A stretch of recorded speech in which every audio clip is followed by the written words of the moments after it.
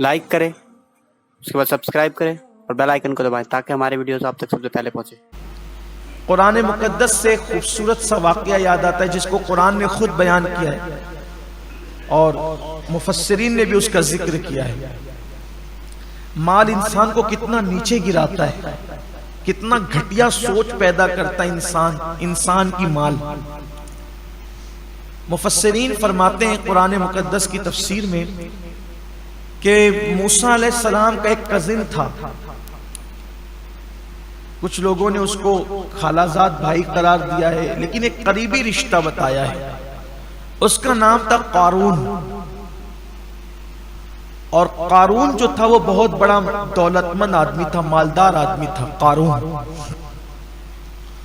اور وہ توریت کا بہت بڑا قاری تھا۔ وہ یعنی اس کی آواز اتنی خوبصورت تھی، اتنا پڑھا لکھا بندہ تھا وہ موسیٰ علیہ السلام کی قوم میں کہ جب موسیٰ علیہ السلام توریت سننا چاہتے تھے کسی اچھی آواز والے سے تو قارون سے کہتے تھے تو پڑھ، اور قارون تلاوت کرتا تھا توریت شریف کی، اور موسیٰ علیہ السلام اس سے توریت سننا پسند کرتے تھے۔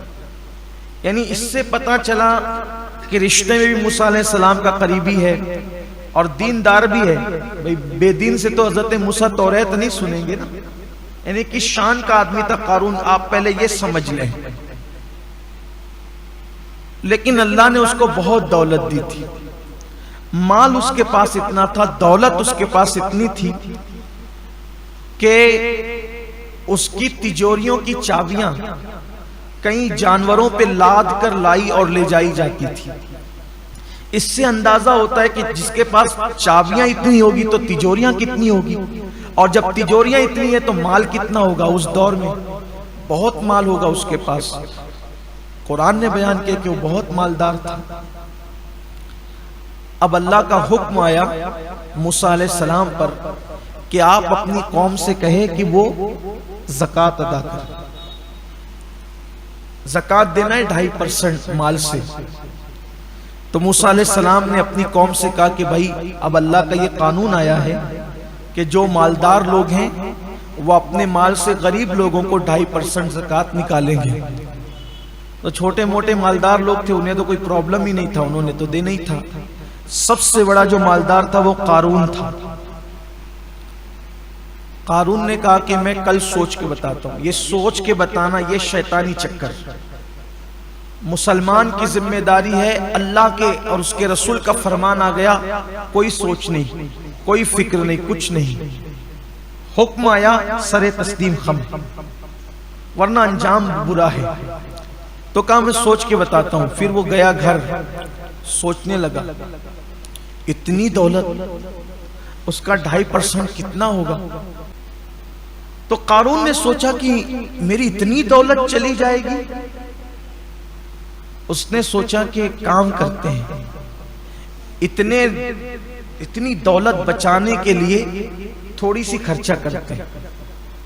اور اس کے دماغ میں ایک شیطانی پلان آیا، تو وہ ایک بدکار عورت کے پاس گیا اور اس بدکار عورت کو کہا کہ کل جب دن میں موسیٰ علیہ السلام اپنی قوم کے سامنے خطاب فرمائیں گے، زکوٰۃ کا قانون بیان کریں گے، تو تو کھڑی ہونا اور موسیٰ علیہ السلام پہ معاذ اللہ ثم معاذ اللہ زنا کا الزام لگانا۔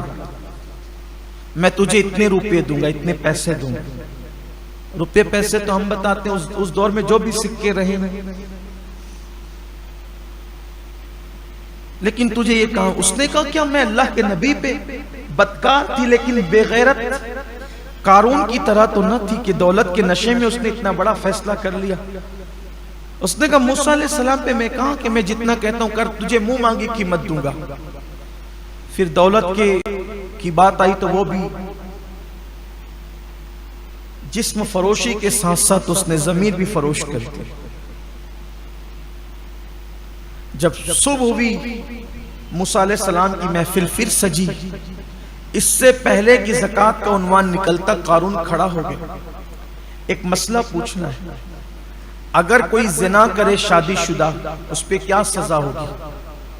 موسیٰ علیہ السلام نے فرمایا کہ اس کو سنگسار کیا جائے، پتھر سے مار مار کر اس کو مار ڈالا جائے. اسلامی حکومت میں یہی سزا ہے. اگر اسلامی حکومت ہو تو یہی سزا ہے.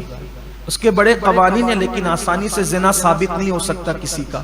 بڑے قوانین ہیں, اس کا ذکر میں یہاں نہیں کرتا, اور نہ وقت بھی ختم ہونے کے قریب. اصل عنوان سے ہم ہٹیں گے. اس کو سنسار کیا جائے گا پتھر مار مار کے یہاں تک کہ وہ مر جائے. کہ یہ قانون صرف عوام کے لیے یا آپ کے لیے بھی؟ اللہ کے پیغمبر نے کہا یہ اللہ کا قانون سب کے لیے. تو کہا یہ کیا کہتی ہے؟ آپ نے فرمایا کون کیا کہتی ہے؟ وہ کھڑی ہو گئی. کہا یہ کہتی ہے کہ معاذ اللہ اس عورت کے ساتھ آپ نے زنا کیا ہے. حضرت موسیٰ علیہ السلام نے اس عورت کی طرف دیکھا, جلال پیغمبرانہ کی تاب نہیں لا سکی, اس کا پورا وجود کانپ گیا. اور کانپ گیا تو اس نے کہا اللہ کے نبی میں ایسی بات نہیں کہتی. اس نے مجھے منہ مانگی قیمت دینے پہ, آپ پہ الزام لگانے پہ مجبور کیا, بس اس لیے کہ اس کی زکوٰۃ کی رقم بچ جائے. اس نے یہ کھیل کھیلا ہے. حضرت موسیٰ تو جلالی تھے, جب جلال میں آتے تھے آپ کے بال جسم کے کپڑوں کے باہر نکل جاتے تھے. آپ کے بال اللہ نے قدرتی طور پہ اتنے بڑے دیے تھے کہ جب جلال میں آتے تھے تو آستین اور کپڑوں کے بال کھڑے ہو کر باہر نکل جاتے تھے اور امامے سے شعلے اٹھتے ہوئے نظر آتے تھے. بڑے جلالی پیغمبر تھے. تو حالت جلال میں تو آپ نے اس کی طرف دیکھا تو اس نے تو کہا کہ آپ پہ الزام لگانے کے لیے اس نے مجھے تیار کیا ہے. آپ نے آسمان کی طرف اسی حالت میں آنکھ اٹھائی, کہا جو تیرے معصوم پر اس طرح کا الزام لگائے صرف زکوٰۃ بچانے کے لیے, اب اس کا کیا انجام ہوگا؟ عذرائے ادب کوئی سزا تجویز نہیں کی. اللہ سے کہا اب اس کا کیا انجام ہوگا؟ اللہ نے کہا یہ تیرا مجرم ہے, تو خود سزا مقرر کرے گا کہ انجام کیا ہوگا.